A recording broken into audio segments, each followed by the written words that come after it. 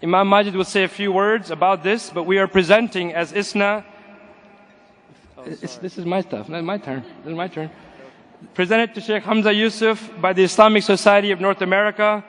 This award is presented to you in recognition of your untiring efforts of being an inspiration for individuals seeking knowledge and for the cause in North America and society at large. Sheikh Hamza Yusuf.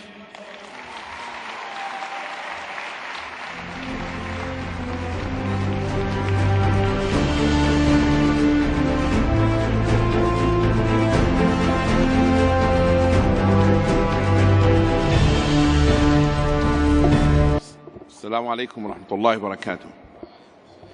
What was missing from my speech earlier, that ISNA is a platform that bring different Muslim scholars, diversity of Muslim scholars, to address the Muslim community. And that really representations of how diverse we are. And therefore, it is here in ISNA we exchange ideas, we listen to different point of views of various Muslim scholars. And I would like to thank Sheikh Hamza Yusuf for coming to the ISNA now for a while. And he said the award be given to the people who are on their way out, meaning that the people who are retiring. No, that's not true. We gave a award today to Colonel Armstrong, who's going to have years and years of giving, God willing, inshallah. And the award being given to Sheikh Hamza is also appreciating his great work. I would like just to tell you that the Zaytuna College have bought that building. They have a place now. And they have an address. And therefore we'd like to ask Allah subhanahu wa ta'ala to bestow the blessing upon this great project. And I would like you to continue, by the way, to be generous and give to ISNA tonight before you leave. I give you Sheikh Hamza Yusuf. Assalamu alaikum.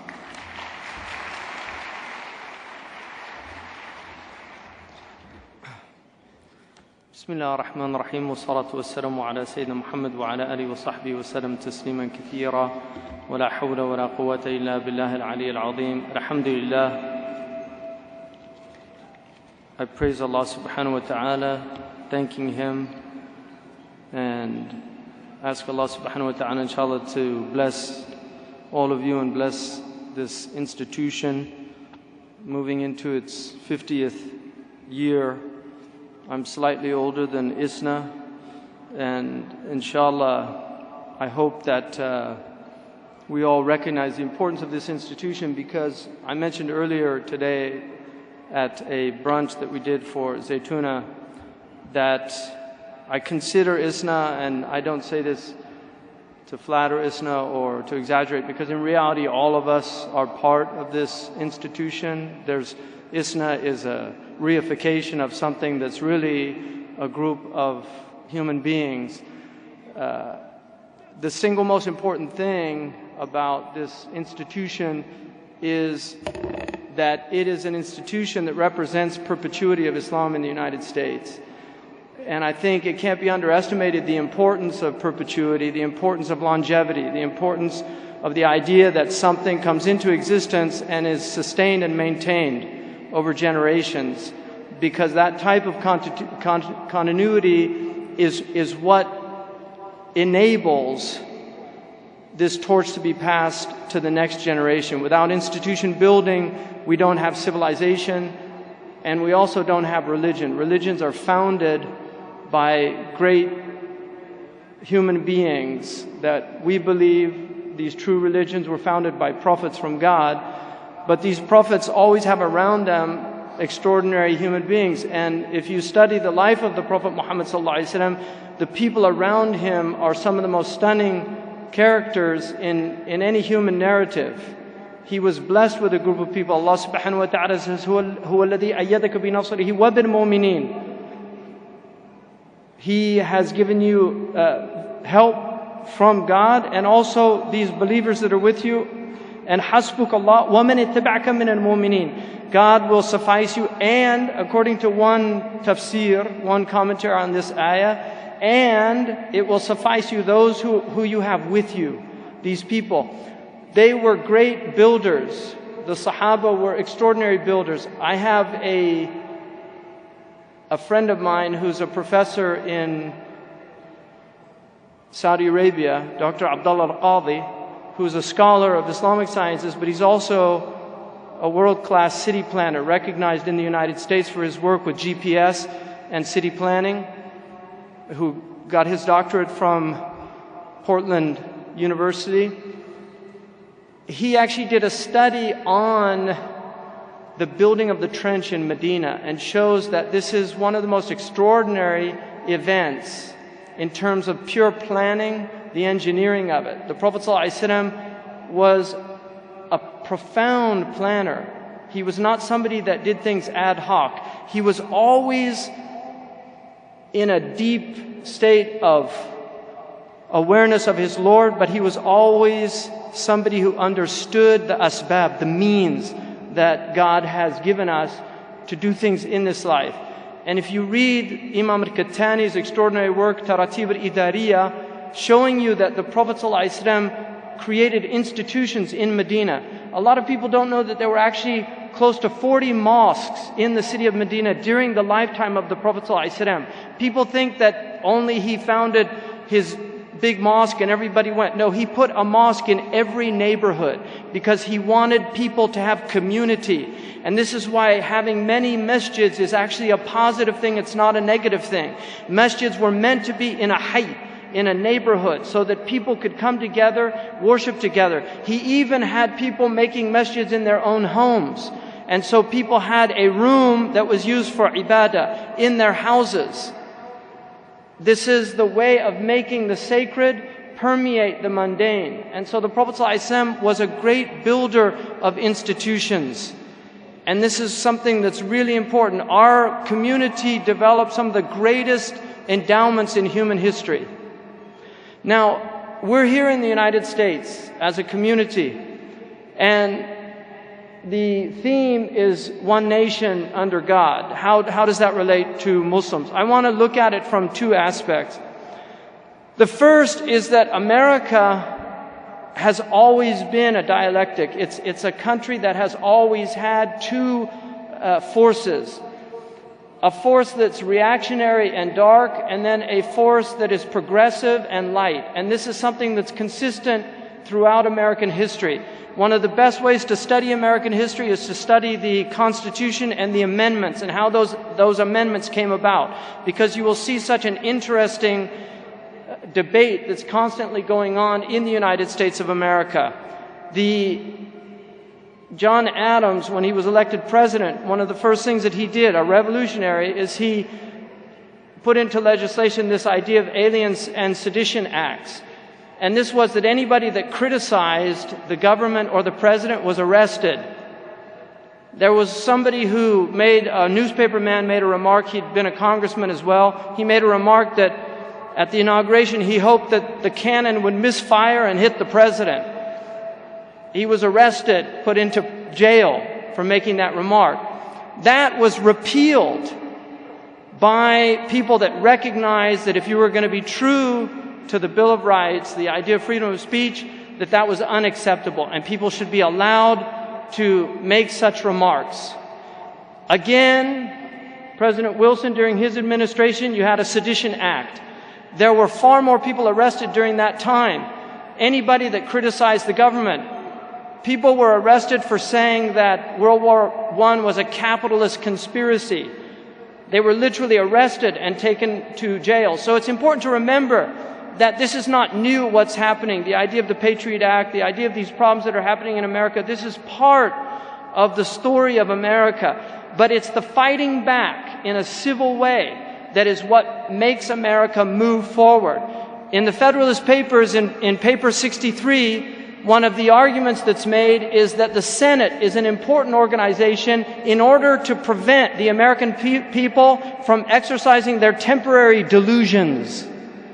That people, as a people, they have temporary delusions. So one of the temporary delusions that we have today is that the Muslims in America are a threat to the security of the United States of America as a community. One of the delusions in the United States today is that somehow Sharia law is a threat to the United States of America. We have states that are passing anti-Sharia laws. They don't even know what the Sharia is, and they're passing anti-Sharia laws in legislation. $42 million has been spent, according to a study, on the Islamophobic literature and the films and all of these things that have been produced. $42 million. And this is what officially that we know about. There's a lot of money that we don't know about. So when we think of the United States, we have to think of ourselves as part of a story. The Muslims are part of a narrative, and we have been part of this narrative from the beginning. The Muslims were here from the very start.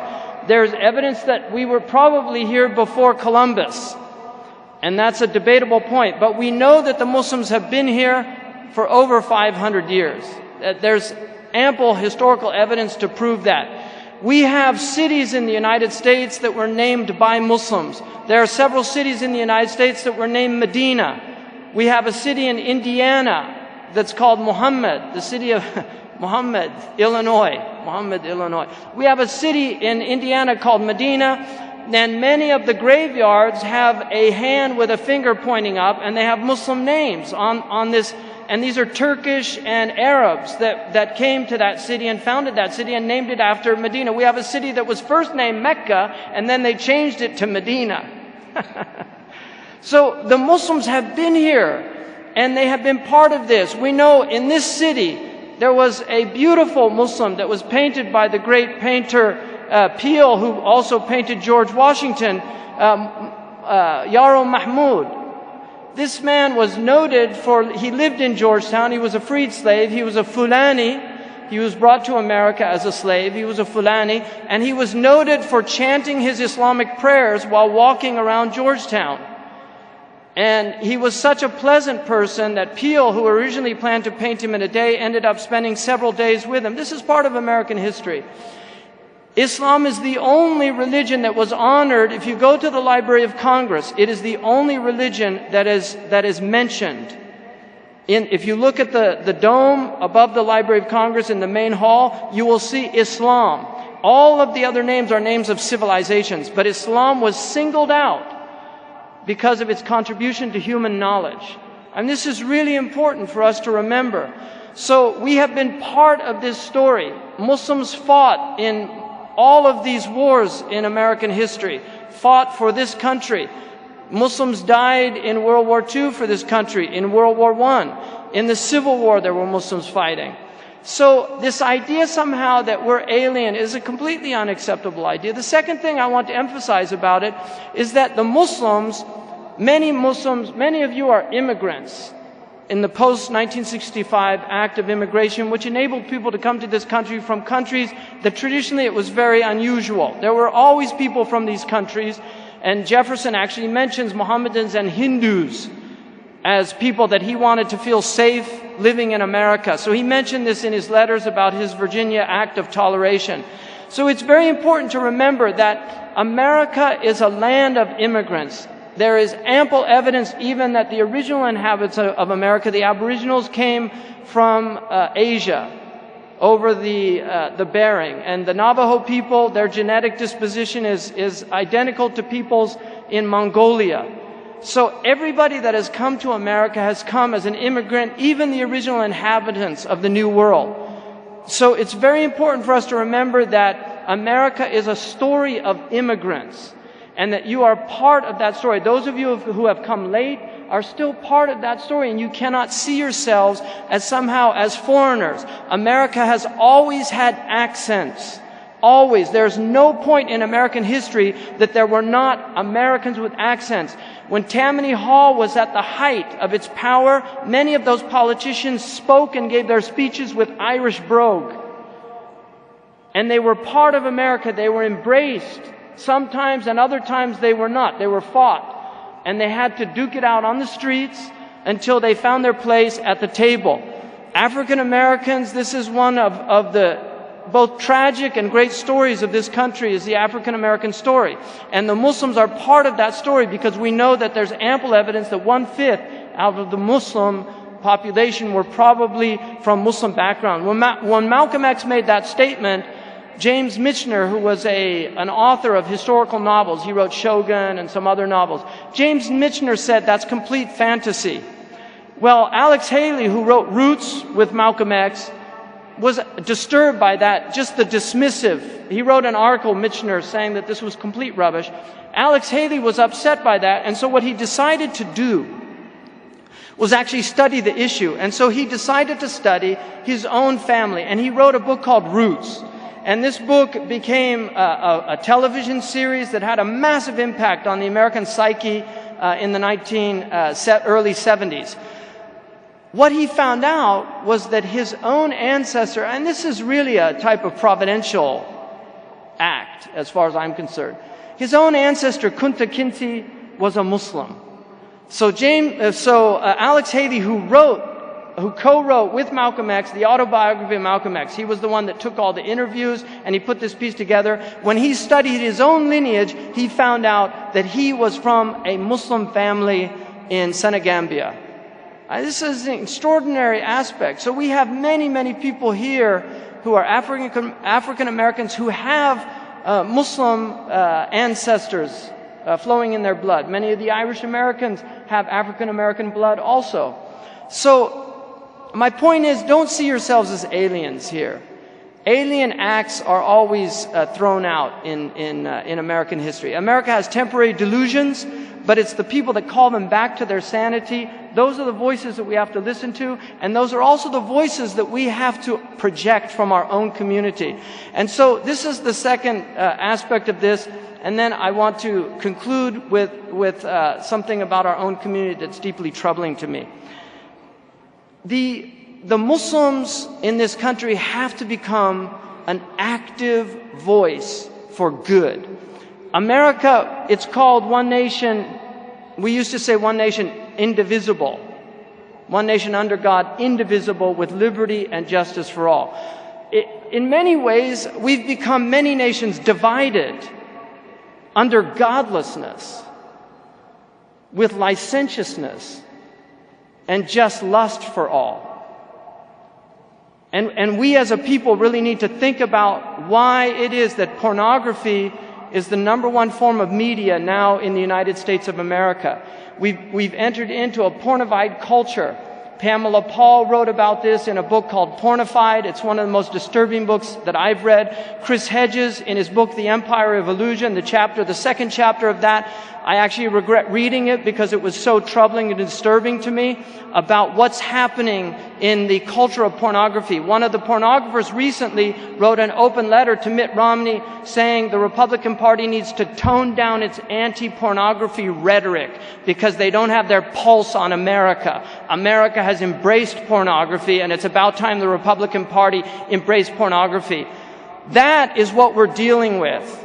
We are dealing with an incredibly vile force in this country that's corrosive and that is literally eviscerating the moral character that has always been there in this country. And if the Muslims don't become a voice, a rational voice, an intelligent voice, not a reactionary, pseudo-religious or bad religious voice, because there's a lot of bad religion out there. We have to be people rooted in intelligence, in spirituality.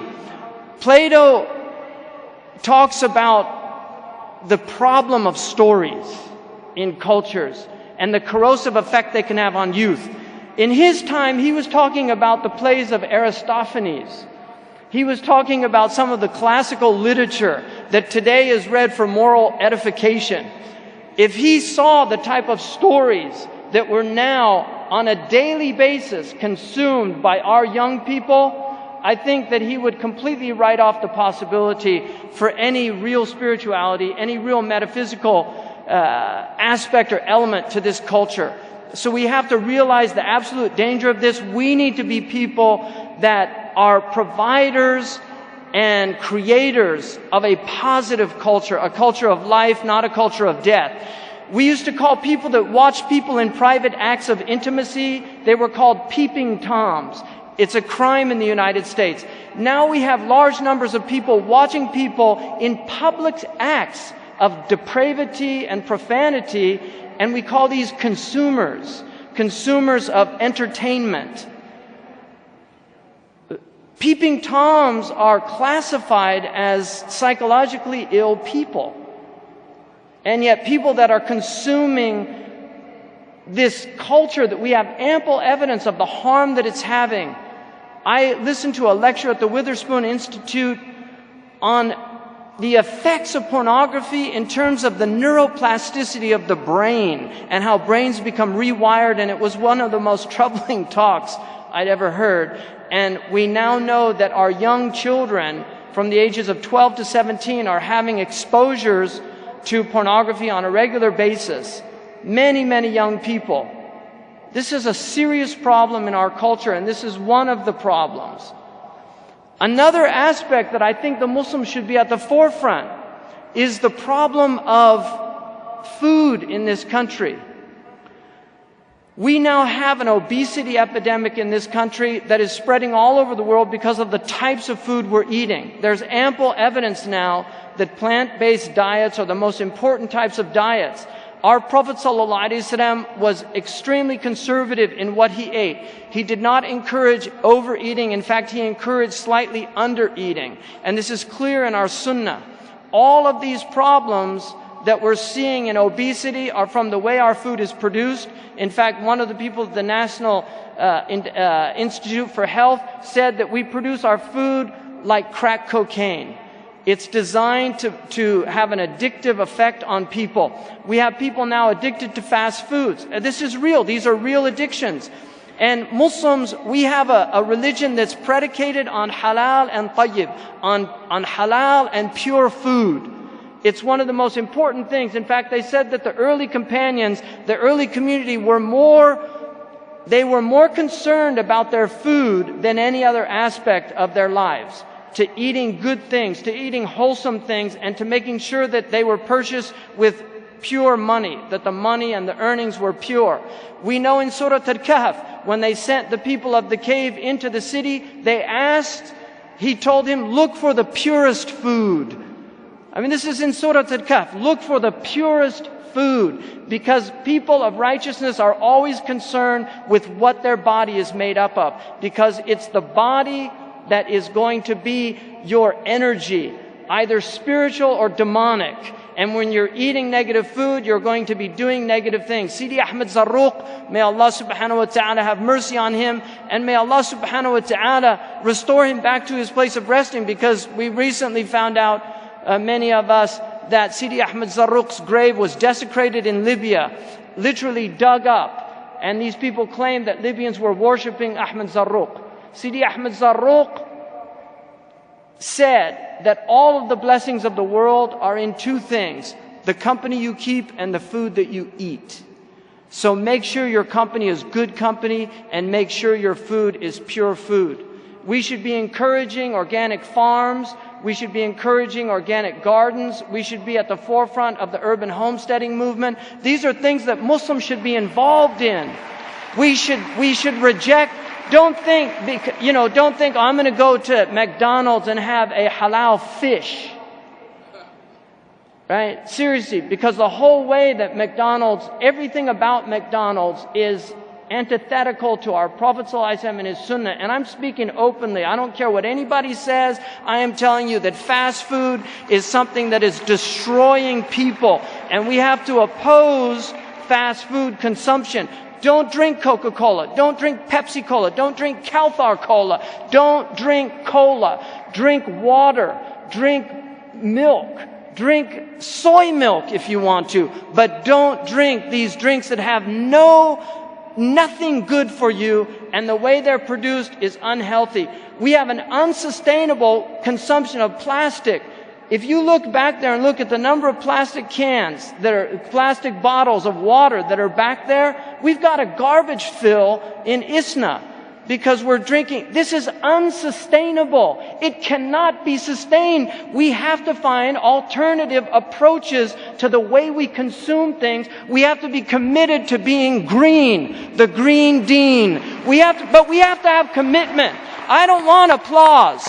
I want real commitment. I want people to commit to changing their lives. We need to divest in our homes. We need to be, we talk about boycotting Israel. I'm talking about boycotting all of them. If you can recognize their names, you should be boycotting them, because these people are destroying this planet. They're over-consuming, they're overselling. Costco is a crisis. The whole Costco mentality. Do you know that they don't even put labels on Costco halls, so you don't know where things are in Costco, because they want you to wander around, because they know people will have impulse buying and buy more things than they actually needed. This is social psychology. You are being manipulated like mice in a maze. And we need to oppose this type of mentality, because it's destroying people. So I'm really asking you to really think about the Better World Buying Guide. We should have our own Muslim version of that. Of really making choices. I don't fly United Airlines anymore because they get an F. I don't fly American. I fly Virgin American, I fly Southwestern, and I fly JetBlue, because these have the highest ratings in terms of how they treat their employees, in terms of their commitment to social responsibility, the amount of money they're having. Legislation is not having an impact on these people. They control legislation. The only thing that will have an impact on these people is that we stop supporting them, because they have bought our senators, they have bought our congressmen. Mitt Romney speaks on their behalf, and Barack Obama speaks on their behalf. We need to take back our country, and the way we do that is by educating ourselves and educating others and making moral commitments to not being part of the madness that we're in. Allah subhanahu wa ta'ala said, Kunu shuhada ala nas. Be witnesses unto mankind. Be witnesses unto mankind. Be kuntum khayra ummatin ukhrijat linnas. You are the best community brought forth. We have to embody those meanings. We need to stop supporting clothes. You know, my clothes are made. I have a tailor who prays 5 prayers in the masjid. And I go and he makes me my clothes in one day. And I know that the garments are actually fair trade garments. I don't want to support this system anymore, and I don't think you should want to, or you should. We need to have an exit strategy, and we can do that. There are morally committed Americans that are not Muslims that are living purer lives in terms of what they practice than most of the Muslims that I know. I know people that don't carry credit cards in their wallets because they don't believe in them. Non-Muslim peoples that are doing this, they will not carry credit cards. I met a Catholic who was so committed to the idea of not having usury. And she actually engaged the Muslims, and she said, I was so deeply disappointed because when I found out Muslims, like the Catholics of old, before 1832, Muslims also maintained the prohibition of usury, but still, unlike the Catholics, still adhered to it. And she said, when I went to try to create a group of people that could work together to get out of the usurious system, we should have our own credit cards. We can do this. Muslims can have their own credit cards. We need to have our own banks. Banks are not easy. They're not hard to start. It's very easy to start. It's so easy to start that instead of the bank robbers, they used to rob the banks. They realized we can just start our banks. Why rob them and risk going to jail? Let's just open up our own banks, and then we can rob all the people. Right? This is what they did. So they actually got on the boards of the banks. Right? Really. This is what's happened. So this is absolutely imperative that we really think about this. I would recommend going to moveyourmoney.org about moving out of the major banks into the smaller credit unions, local banks as a first step. Because all of these major banks, they own all of the pawn shops. They own all of the usurious check cashing schemes in the poorest neighborhoods. It's the same companies. You should look at the documentary Maxed Out and see what they do. It's sinister what they do. And they destroy your credit scores because they want you to have low credit scores. So if you miss one payment, you get knocked down on your credit score because they want you to pay more interest. It's all a game. It's a scheme. And people have been really, unfortunately, they've become victims, but it's because of our lack of vigilance. It's our lack of vigilance.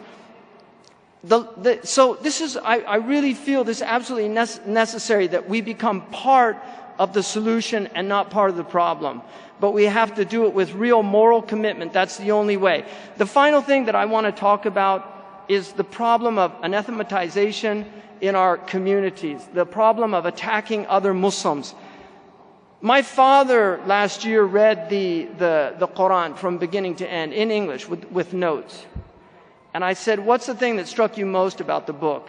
He said, the prohibition of sectarianism. I want you just to think about that. The prohibition of sectarianism. That was what struck him most. Somebody who's familiar with other revelations and other religious literature. And that really hit me because I started thinking of all those verses in the Quran. وَاعْتَصِمُوا بِحَبْلِ اللَّهِ وَلَا تَفَرَّقُوا. Right? Don't be Shia, la takunu Shi'an, don't split into sects. All those prohibitions of sectarianism. And I really took it to heart. And I just thought, one of the most extraordinary things about our community is they developed a type of tolerance, of difference of opinion that is really unique in the history of world religions in many ways. They were able to literally incorporate difference of opinion within the framework of a exegetical tradition, a hermeneutic, a way of interpreting literature, recognizing that there are many ways to understand the same thing. There are limits to those. It's not infinite. So they did put parameters, but the parameters were quite broad, and they were very, very wary of anathematization, the idea of saying somebody was not a Muslim. It's very hard to get kicked out of Islam. It's very easy to come into Islam. It's very hard to get kicked out. But we have so many Muslims now that have arrogated to themselves the idea that if you don't agree with me, you're not a Muslim. They have lost a sense of what has been termed in some traditions fallibilism. The idea that we are fallible creatures by our very nature.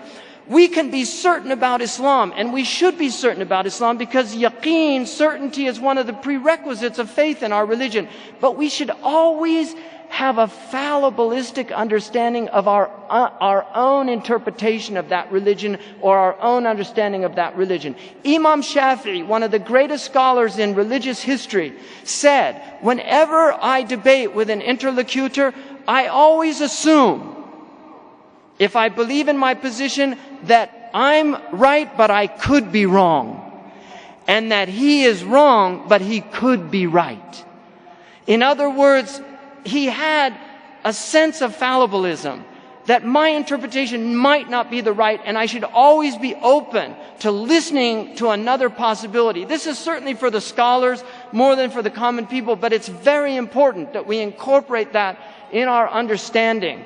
This idea of just calling anybody that disagrees with us a kafir or a mubtada'. This is a serious problem in our community, and we need to take it seriously. Really, we need to take it seriously. One of the principles in our tradition is, it was articulated by Abu Hanifa radiallahu anhu. And Sidi Abdullah wa Hajj Ibrahim in one of his books says it this way in poetry, وَمُدْخِلُ أَلْفًا مِنَ الْمَلَاحِدَةِ أَقْرَبُ مِنْ مُخْرِجِ نَفْسٍ وَاحِدَةٍ.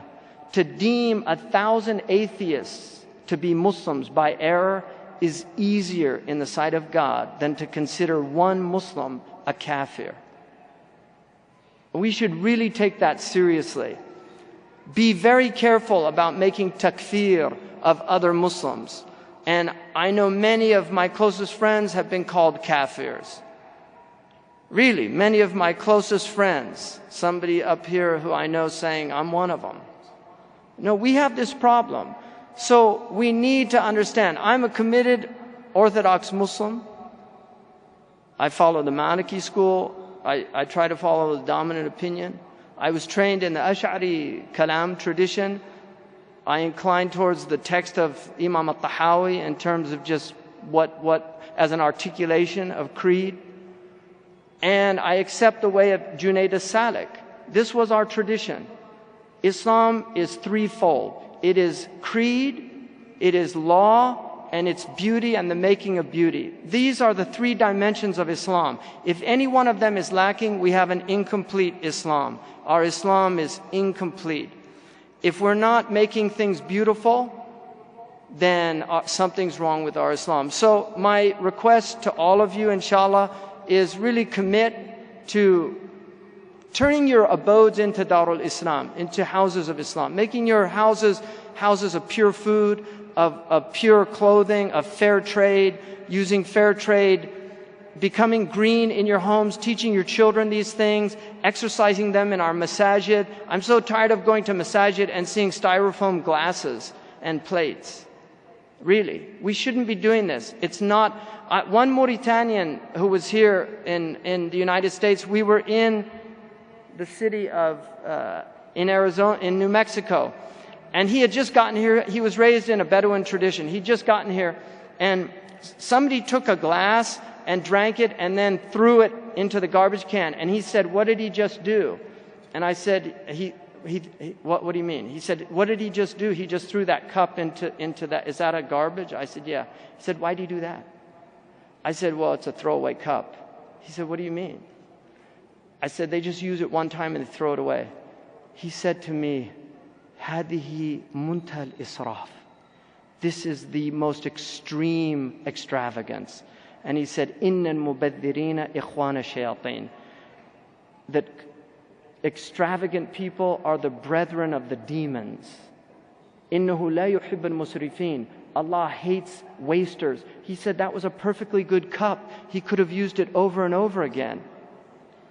Think about this. It's untenable. This planet we're in a real peril right now.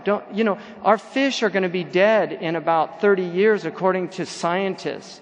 We're living in really apocalyptic times and people are taking it like a joke. We need a global planetary tawbah. We need teshuvah, metanoia. We need to change our minds. We need a global repentance. We need a global repentance as a species, because we have messed this planet up so badly, and it's not right to our children. It's not right to the future generations. We should be stewards and caretakers. Inni ja'ilun fil ardi khalifa. I'm putting in the earth a caretaker. When the angels heard that, they said, "Are you going to put one that sheds blood and sows corruption?" Fasad could mean pollution as well. And Allah said, "Inni a'lamu ma la ta'lamun." I know what you don't know. What He knew is there would be always that community of believers that reminded people of what they should be doing. Ma'diratan. We need an excuse with our Lord on the Day of Judgment. We should be those people. Jazakumullah khairan. Wassalamu alaikum wa rahmatullahi wa barakatuh.